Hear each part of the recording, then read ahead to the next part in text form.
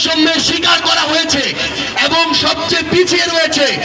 আমরা জাতীয় নাগরিক পার্টি এনসিপি দিনাজপুর জেলায় সেই উপজেলা দিয়ে আমাদের কার্যক্রম শুরু করব। আমরা তেলা মাথায় তেল দেওয়ার নীতিতে বিশ্বাস করি না। আপনাদের কাছে শুনতে এসেছি আপনাদের এখানে যে থানাগুলো রয়েছে এই থানাগুলোতেও এই অভ্যুত্থানের পরবর্তী সময়ে এমন অসৎ পুলিশ সদস্য আছে কিনা যে কথা বলার আগে টাকার জন্য হাত বাড়িয়ে দেয়।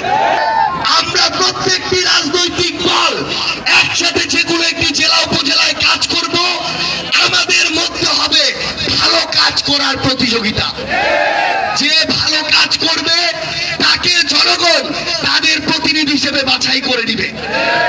সেই প্রতিনিধির কোনো মার্কা থাকুক আর না থাকুক, সেই প্রতিনিধির কোনো দল থাকুক আর না থাকুক, সে যদি ভালো মানুষ হয়, সে যদি মানুষের জন্য কাজ করে, তাহলে তাকেই আপনাদের প্রতিনিধি নির্বাচন করতে হবে। একটা জিনিস মনে রাখবেন, অভ্যুত্থান পরবর্তী একটা নতুন বাংলাদেশ। আপনার দিনাজপুর জেলায় 9 জন জীবন দিয়েছে।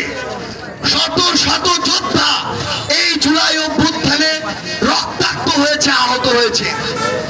কেউ একজন যদি ভালো কাজ করে, ভালো মানুষ হয়, সে যদি আমার দলের নাও হয়, আপনি তাকে ভোট দিন।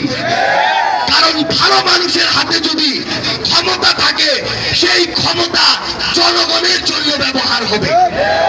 আর যদি খারাপ মানুষের হাতে মার্কা আর দল দেখে আপনি ক্ষমতা তুলে দেন, তাহলে সেই ক্ষমতা আপনাকে শোষণ করার জন্য।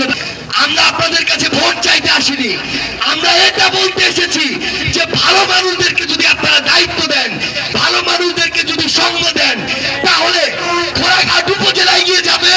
আর ঘোড়াঘাট উপজেলা যদি এগিয়ে যায়, বাংলাদেশের 495টা উপজেলা এগিয়ে যাবে, তাহলে একসাথে বাংলাদেশ এগিয়ে যাবে। এখানে যারা জীবন দিয়েছে তাদের অর্ধেকেরও বেশি সন্তানের বয়স, যাদের বয়স হচ্ছে 18 বছরের নিচে। আপনাদের সন্তানের বয়সে অনেকে আছে। তাদের এই জীবনগুলোকে, তাদের এই জীবন দেওয়াটাকে বৃথা যেতে দেওয়া যায় না। আপনাদের কাছে এই অনুরোধ, আপনারা আপনাদের এই উপজেলায় যারা ভালো মানুষ তাদেরকে ভালো বলবেন, যারা খারাপ তাদেরকে খারাপ বলতে হবে। খারাপকে যদি খারাপ বলার সৎ সাহসটা আপনারা দেখাতে না পারেন, তাহলে মনে রাখবেন ওই মানুষটা একদিন আপনার মাথায় উঠে বসবে।